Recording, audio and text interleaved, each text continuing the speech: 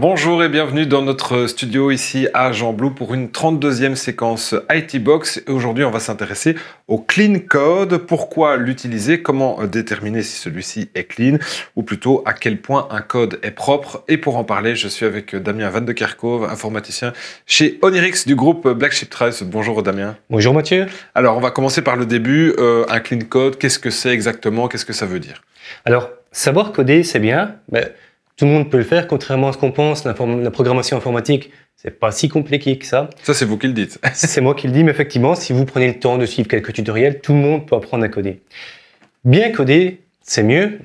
Et le clean code, c'est toute une série de principes dont le but est d'avoir un code facile à lire et donc facile à maintenir.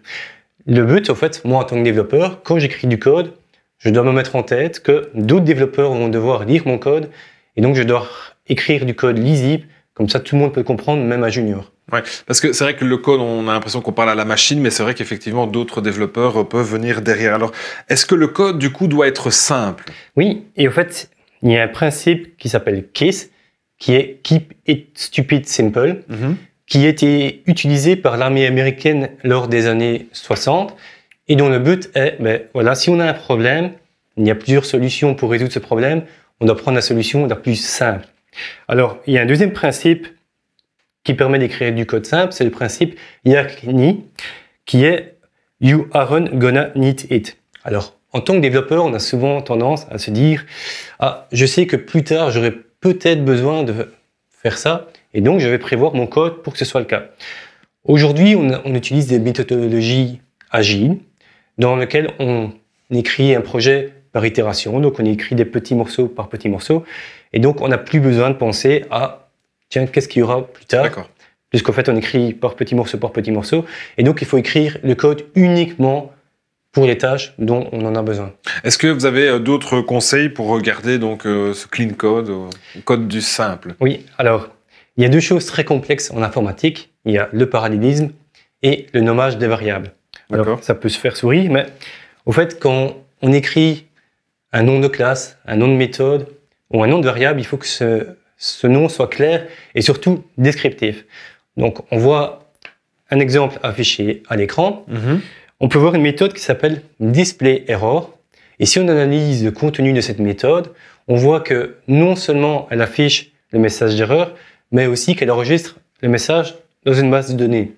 Le problème de cela, c'est que si on voit du code où un développeur appelle cette méthode, on voit la méthode displayError, on n'a aucun moyen de savoir que cette méthode enregistre également en DB. Et donc, si on veut être propre, on va renommer cette méthode en save and displayError, et le nom est maintenant beaucoup plus descriptif que displayError. Alors, on entend aussi parler du nombre magique, magic number. Ça veut dire quoi exactement? Alors, un nombre magique, c'est le fait de coder directement le nombre dans le code. Alors, on voit encore un exemple ici. On voit que suivant le statut, le type de statut, si c'est 1 ou si c'est 2, on exécute tel bout de code ou tel bout de code. Le problème avec ce bout de code, c'est qu'on est obligé d'aller voir le contenu de chaque bloc pour savoir plus ou moins à quoi correspond le statut. Alors, il y a plusieurs solutions pour être plus propre. La première, on va utiliser des constantes.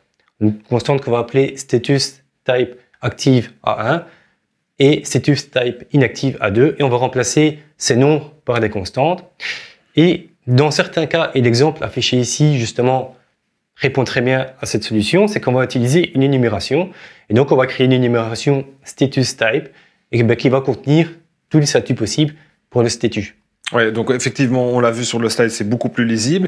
Est-ce qu'il y a encore d'autres conseils pour faire du clean code? Alors, moi, je conseille à tous les développeurs de connaître le principe SOLID. Alors, SOLID, c'est un acronyme de 5 principes. Le S, c'est Single Responsibility Principle, qui explique qu'au fait, une classe et une méthode, elle ne doit avoir qu'une seule et une seule responsabilité. Ce qui permet au fait d'avoir des méthodes et des classes beaucoup plus courtes et donc beaucoup plus lisibles. Alors, l'exemple affiché ici, on peut voir une classe invoice qui contient une méthode send invoice by mail. Et cette méthode, on voit qu'on crée une connexion SMTP, qu'on va configurer les settings pour envoyer l'email et qu'on va envoyer l'email. Alors, bien souvent, dans un logiciel, on va avoir plusieurs classes qui vont vouloir envoyer un email. Et du coup, toutes ces classes vont devoir gérer ces connexions SMTP et cette configuration. Et on casse un autre principe de clean code qui s'appelle DRY, Don't Repeat Yourself. D'accord. Et la solution ici, tout simplement, on va exporter tout ce code de connexion, de création SMTP, de configuration dans une nouvelle classe qui va s'appeler email sender. Et on va injecter cette classe dans notre classe invoice. Et comme ça, notre classe invoice n'a plus besoin de s'occuper de ces connexions SMTP et ne gère que la facture. Ok, alors ça c'est pour le S de Solid, donc évidemment il y a encore 4 autres lettres. Pour le O, qu'est-ce qu'il en est? Alors le O, c'est le Open Close Principle. D'accord. Ça veut dire qu'une classe ou une méthode doit être ouverte à l'extension, mais pas à la modification. On va prendre un exemple ici. Donc les exemples qui sont affichés à l'écran, je les ai pris sur un site qui s'appelle .NET-tutorials.net. Si vous voulez en savoir plus sur les principes solides, je vous invite à visiter celui-ci. Et donc, on va voir un exemple ici d'une méthode qui contient getInvoiceDiscount, qui, suivant le type de invoice type, va retourner tel ou tel ristourne. Le souci, c'est que si on a un nouveau type de facture qui arrive, on va devoir aller dans cette classe pour modifier notre méthode en rajoutant un if supplémentaire. Bon, des if, else if, c'est jamais bon d'en avoir toute une série.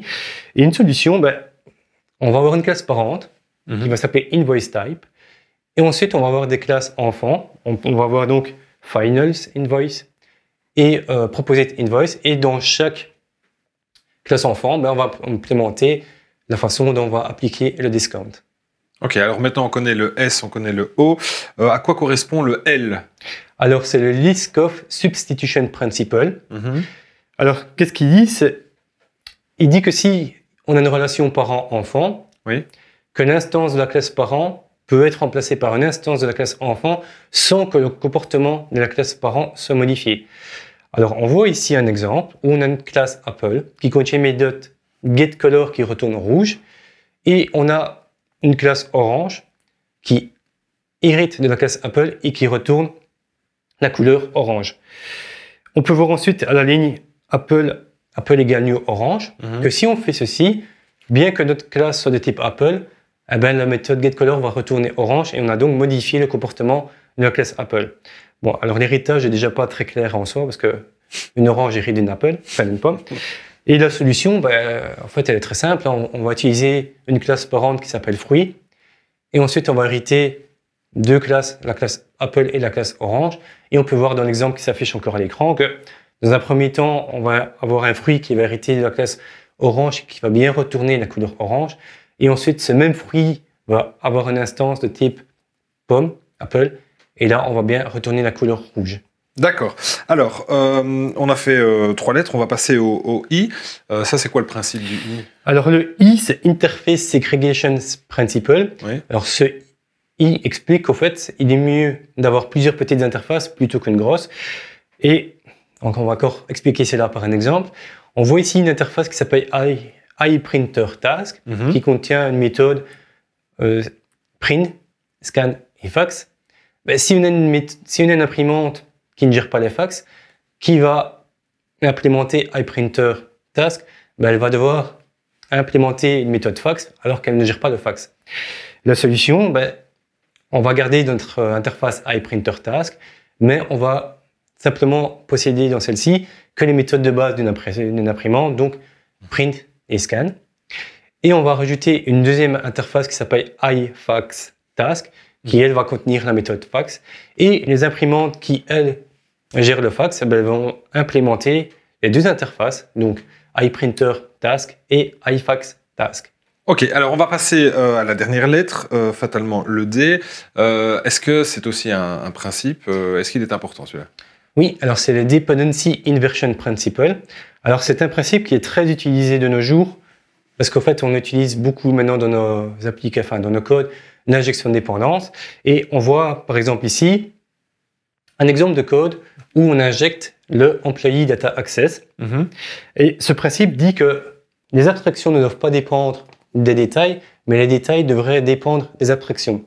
Le souci ici, comme on injecte directement notre classe Employee Data Access, si on souhaite créer un test unitaire sur notre méthode DoSomething, on va créer un test unitaire qui va créer une connexion vers la base de données, ce qui est proscrit dans la test unitaire. Et donc la solution, elle est très simple.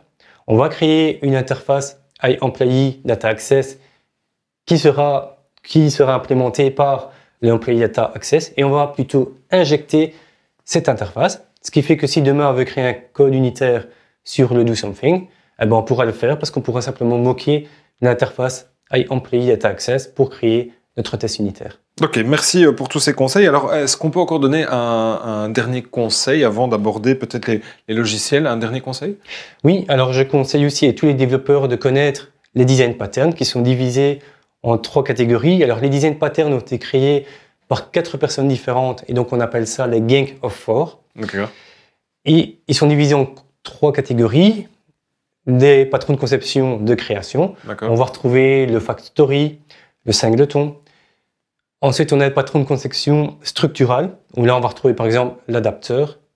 Et le dernier, on va avoir le patron de conception de comportement, où là, on peut retrouver le command, le chain of responsibility, ou encore d'autres. D'accord. Et alors, toute dernière question, est-ce qu'il existe des logiciels pour nous aider, fatalement? Oui. Alors, il existe un logiciel qui s'appelle Sonar, qui existe soit dans le cloud, et donc c'est Sonar Cloud, soit on-premise, et c'est Sonar Cube. C'est un logiciel qui peut être gratuit pour l'open source, ou payant si on a du code dans des repositories privés. Et au fait, à chaque fois que quelqu'un va remonter son code, Sonar va aller analyser le code et va remonter toute une série de bugs ou des suggestions d'amélioration. Notamment, par exemple, s'il va se rendre compte s'il y a des duplications de code, il va signaler. Et il va également analyser la couverture de code, voir si notre code est bien testé, etc. Merci beaucoup, en tout cas, Damien Van de Kerkhove, pour tous ces renseignements sur donc l'art du clean code. C'était très intéressant. Merci à vous de nous avoir suivis. Et puis, vous pouvez retrouver toutes ces séquences IT Box sur nos réseaux sociaux, Facebook, LinkedIn ou encore Instagram. À très bientôt. Au revoir. Au revoir.